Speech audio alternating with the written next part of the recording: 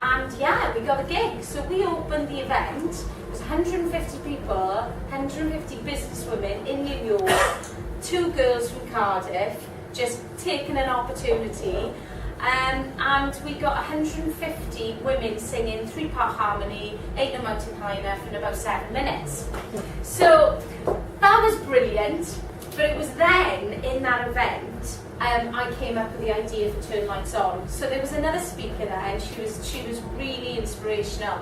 And she said that there's 2 defining moments in your life: the moment you're born and the moment you realise why you're born. And I just thought, it's not to make people sing. I love it, and I love the connection and what I got from inspiring people and conducting and all that sort of thing. But it wasn't to make people sing. And it was, and I used to do quite a lot of consultancy for the business as well. So I used to go into organisations and help with people, leadership and presentation skills, and I always used to say this word, come on, turn your lights on. I used to say turn your light on, in the fact that get your mojo on, that sort of idea. And I've always been really interested in presence and being in the moment, because I was so nervous when I was on stage. It was one of the hardest things for me to do. And when I rehearsed, I was always really in the moment, and I loved to rehearse, and I loved not being on stage. As soon as I went on stage, I'd have moments of presence and moments of just absolutely feeling terrified. So there was something about this idea of being in the moment. And all of them are quite confusing.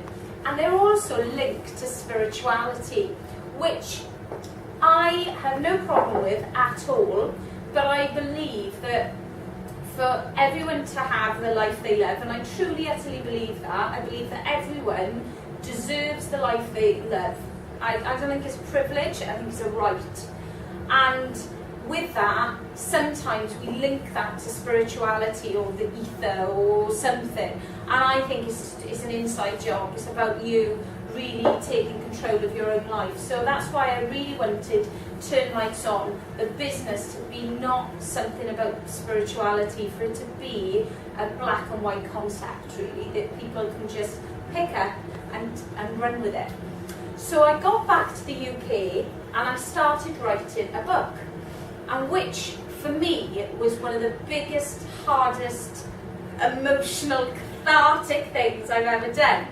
Because I found out when I was 32 that I'm dyslexic, and I'd always struggled with reading and writing, and I think that was one of the reasons why I didn't go into performance, because I'd be very nervous about reading things for the first time, and very nervous about reading scripts for the first time as well.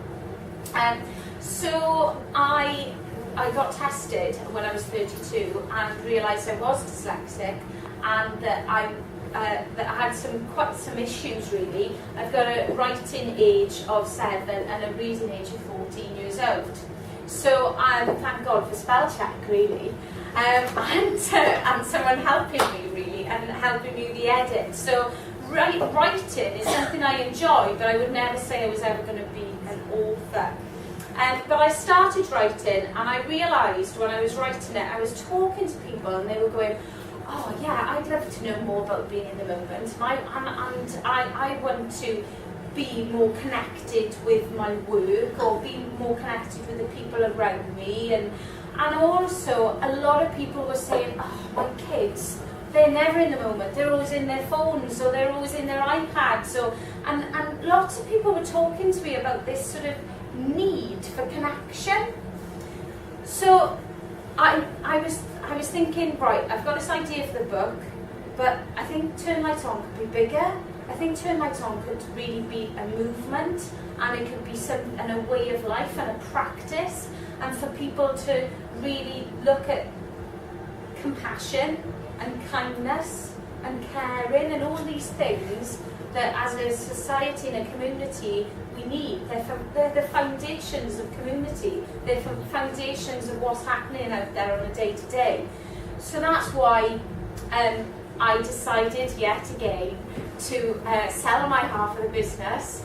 So the beginning of last year, last January, I was sitting, I walked away from a beautiful team, with amazing customers, with fantastic pipeline work, to me in my living room, on my laptop, on my own, with a book. And that's pretty much it.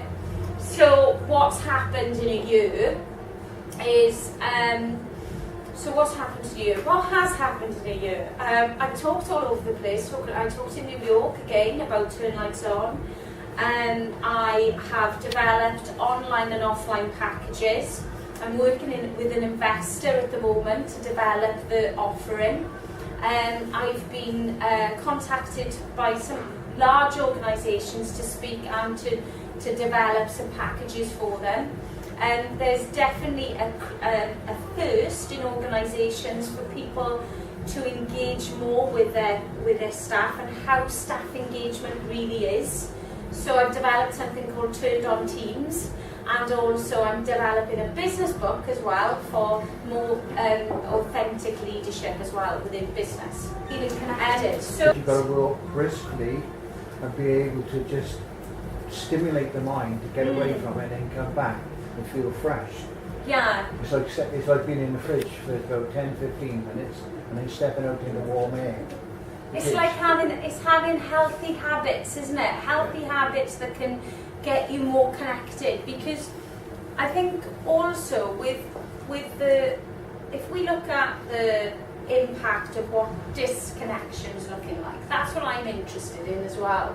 In the fact that what does disconnection look like in our society? Well, I read a statistic the other day that there's 700,000 people in England alone with chronic loneliness. You can literally, something that I worked for a big supermarket doing some consulting.